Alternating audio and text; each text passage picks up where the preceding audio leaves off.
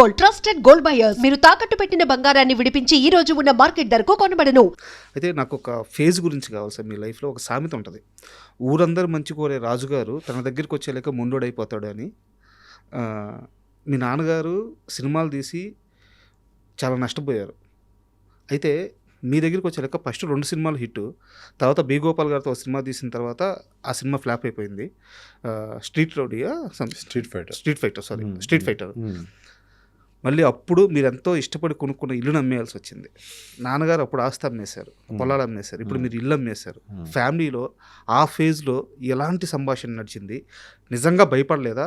మొండితనంతోనే ముందుకెళ్ళారా? అసలు భయం అనేది మా డిక్షనరీలో లేదండి.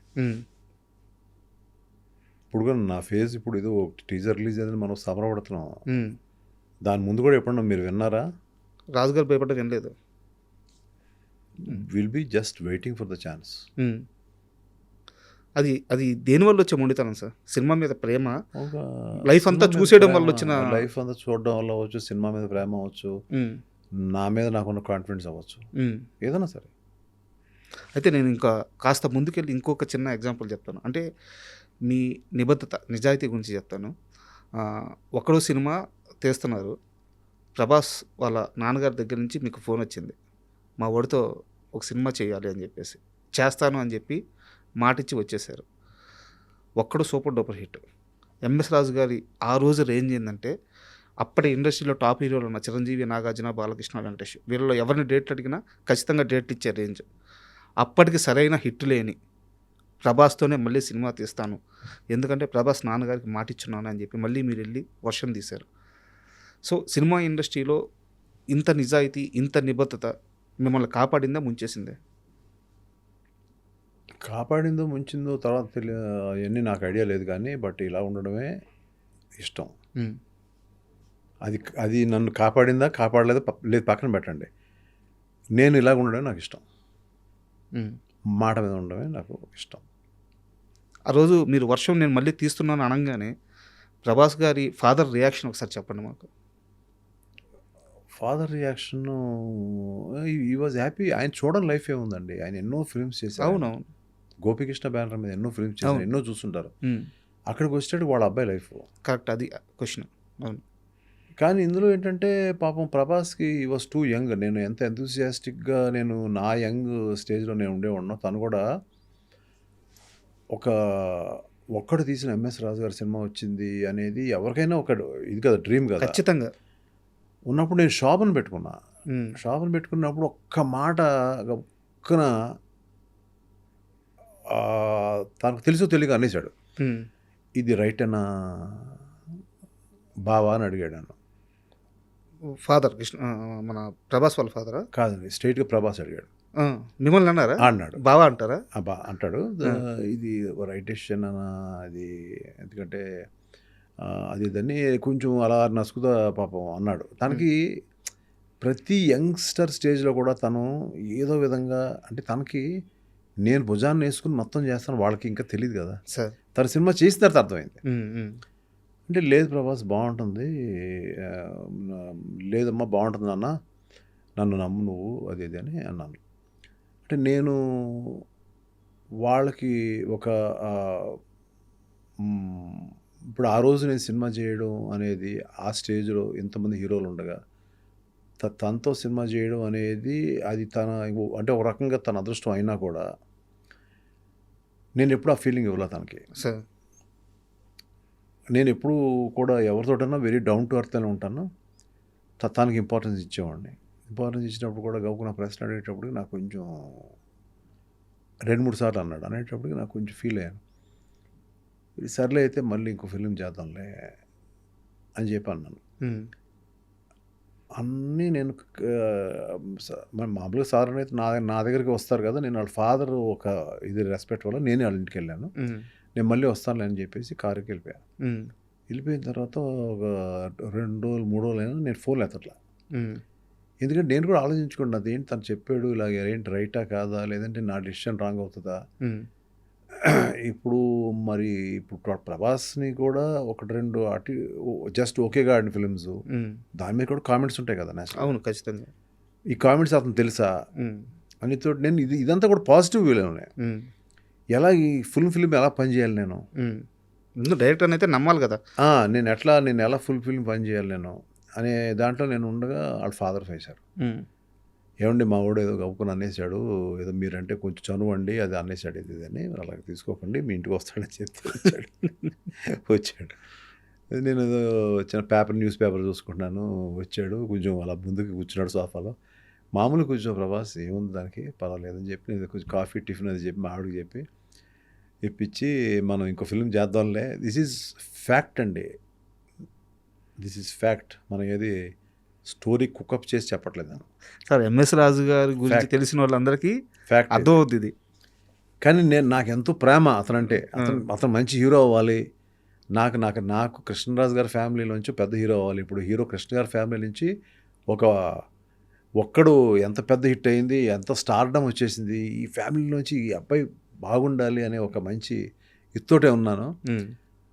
అడిగిన చిన్న ప్రశ్నే, కానీ యాజ్ ఎ క్రియేటర్ నేను కొంచెం హర్ట్ అయిన తర్వాత లోపల మా ఆవిడ పిలిచి మీరు ఏ విధమైన మాట మాట్లాడద్దు, మీరు అబ్బాయి ఈజ్ ఏ యంగ్స్టర్, మీరు కృష్ణరాజు గారి మొహం సూర్యనారాయణ రాజు గారి మొహం చూసి అసలు డిస్కస్ పెట్టద్దు, మీరు ఏమనొద్దు అబ్బాయిని.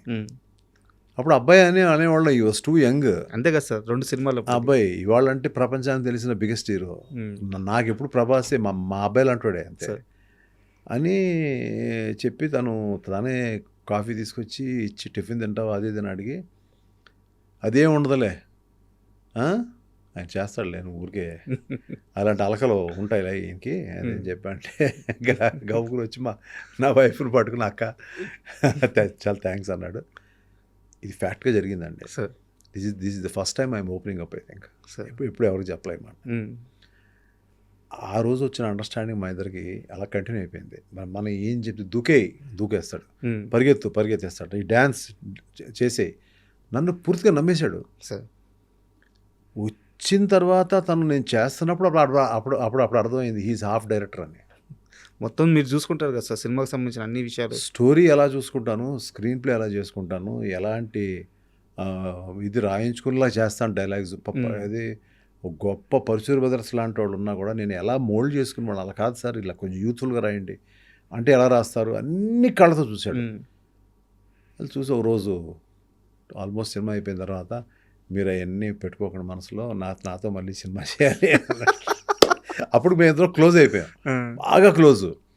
ఒరే ఇది అన్నట్టు స్టేజ్కి వచ్చేసాను తనని. అట్లా ఇట్స్ లైక్ యూనో నాకు ఒక స్టారు ఇవాళ అవుతాడని తెలుసు నాకు. నీకు ఖైదీరా ఈ సినిమా అని చెప్పారు. ముందే చెప్పేశారా?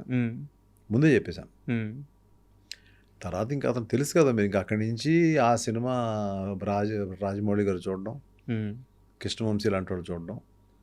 నేను షో వేసాను సార్. నన్ను అడిగితే ప్రభాస్ రాజమౌళి గారు చూస్తారంట. అది చూసి అతను పర్ఫార్మెన్స్ చూసి నెక్స్ట్ అతనికి వచ్చే ఫిల్మ్స్ అన్నీ మీకు తెలుసు. అవును, ఇంకా అలా ఇప్పుడు ఎవరు కడతారు పెళ్ళికి గంట అంటే ఫస్ట్ కట్టింది నేను. చాలా మంది ఛాన్స్ తీసుకున్నాను. అతని యొక్క హైట్ని నేను ఎలాగైతే యూజ్ చేసుకోవాలో అలా చేసుకున్నాను. అలాగే తను కొన్ని కూడా ఎపిసోడ్స్లో మొత్తం లాస్ట్లో తీసాం. ఇప్పుడు హీరోయిన్ని పట్టుకొస్తున్నాడు అతను, ఒక మ్యాచో మ్యాను వెళ్ళి హీరోయిన్ని 100 మందిని చంపేసి మొత్తం అంటించేసి లంకని ఎలా అయితే హనుమంతుడు అంటించేస్తాడో అలా మొత్తం అంటించేసి సీతను ఎలా పట్టుకొచ్చాడు అనేది కథ, రాముడు ఎలా పట్టుకొచ్చాడు అనేది కథ. దీన్ని ఇంత బ్లాస్టింగ్ వేలో చేస్తున్నాడు ఇలాగప్పుడు నాకు ఆ టైంలో మీరు ఇందాక అడిగిన శత్రువు గుర్తొచ్చిందా. అంటే that is the experience what I had with my director కోడి రామకృష్ణ గారు. ఓపెనింగ్లో ఏదో కావాలి, ఏంటో ఓపెనింగ్, సరే ఓపెనింగ్ చేసాం, ఏదో చేసాం, థ్రిల్ చేసాం, ఓకే. కానీ ఇంకా నాకు 2 ఫిలిమ్స్ బాగానే రీజనబుల్గా బాగానే ఆడి, ఒకటి బాగానే ఆడింది ఈశ్వర్ అని, ఇంకోటి అంత బాగా ఆడలేదు. ఇతను హీరో అంటే ఎలా నమ్మేస్తారు జనం సార్? లేదు కదా. సో రష్ అంతా చూసినప్పుడు ఏదో ఒక లోటు ఉంటే అప్పుడు చెన్నైలో ఒక ల్యాండ్ మైన్స్ని పట్టుకుని ఓకే పీటర్ మాస్టర్ని మళ్ళీ ఆపి రికార్డింగ్ ఆపి హీరో అంటే ఇలా ఉండాలి, హీరో ఇక్కడ పని చేస్తాడు మైన్స్లో అని పెట్టి పైకి ఎక్కించి ఓకే, తర్వాత యాడ్ అయింది లాస్ట్లో that was the last sequence. Sir. అక్కడ యాడ్ చేసి నువ్వు రిస్క్ తీసుకోవాలమ్మా నువ్వు. అప్పుడు బాంబులు ఎప్పుడు ఏం పేలుతాయో తెలీదు. ఆ టైంలో రాళ్ళు కొట్టడానికి వాళ్ళు ఇంతే టైం ఇచ్చారు. ఆ టైంలో అవలా అక్కడ ప్లేస్ చేసి అతన్ని భయపడకుండా అప్పుడు స్ట్రాడా క్రేన్ అని ఉండేది, అది రామోజీ ఫిలిం సిటీ నుంచి చెన్నై తెప్పించాను ఆ షాట్ కోసం.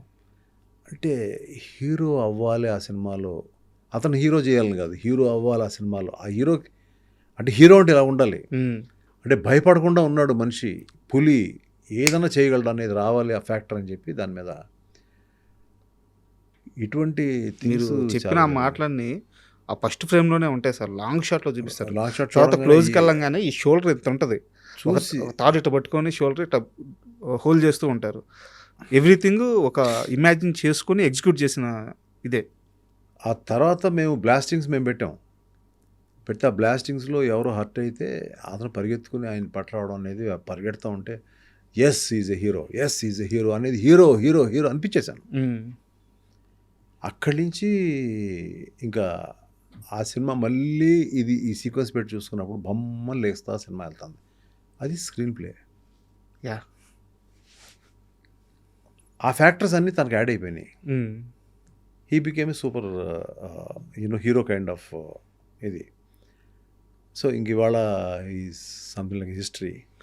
అంత పెద్ద సక్సెస్ అయిన తర్వాత ప్రభాస్ గారి రియాక్షన్ ఏంటి సార్ మీ దగ్గరికి వచ్చి? అయ్యో, నన్ను వదిలేడు కదా అసలు, మళ్ళీ సినిమా ఎప్పుడు చేస్తారని ఉండేవాడు. And for more videos, Please subscribe to iDream. Please subscribe to iDream. Please subscribe iDream. And please subscribe to iDream. For more videos, subscribe to iDream. please like, share and subscribe to the channel. Congratulations, iDream. Subscribe to iDream. Subscribe to iDream. So subscribe to iDream Media.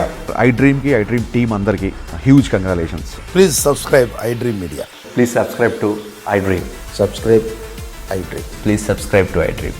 iDream అంటే నా కళల channel subscribe చేసుకున్నారు, నోరు తిరుగుతలేదు, మీరైతే గంట గుర్తు కొట్టండి. For more such videos, please subscribe to iDream. Subscribe to iDream. Please subscribe to iDream. Please subscribe iDream Media. Please do subscribe to iDream. Please subscribe to iDream Media. For best entertainment and information, please subscribe iDream. And don't forget to subscribe to iDream.